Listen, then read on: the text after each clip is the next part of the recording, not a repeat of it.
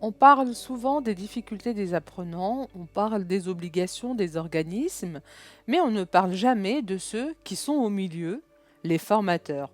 Ceux qu'on applaudit quand tout va bien et qu'on accuse quand tout va mal. Bienvenue dans mon univers, Bouchra, la voix de la formatrice.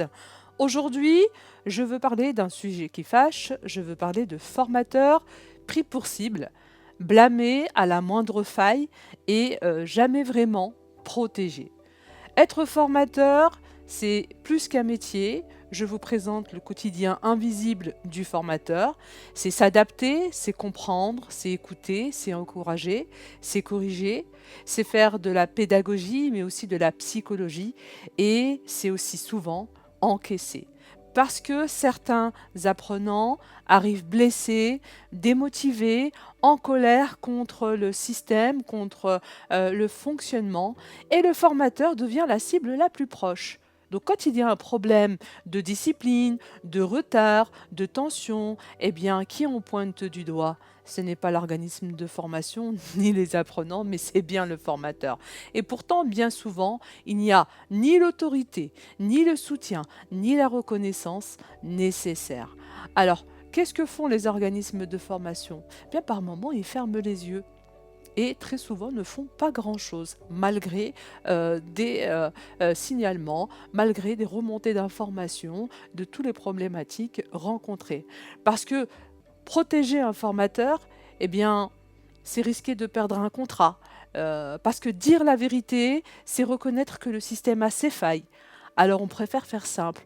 On dit que le formateur n'a pas suggéré, on lui met une remarque dans son dossier et puis hop, on le remplace. C'est plus facile de changer de visage que de changer de système.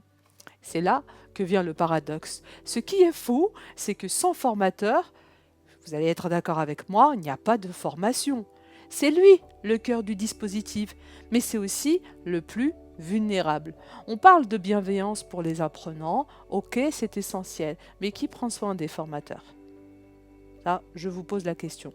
On leur demande d'être performants, on leur demande d'être motivés, on leur demande d'être inspirants, on leur demande d'être connectés, modernes, empathiques, avoir de la bienveillance, mais on leur demande aussi autre chose, de façon insidieuse. On leur demande d'être silencieux.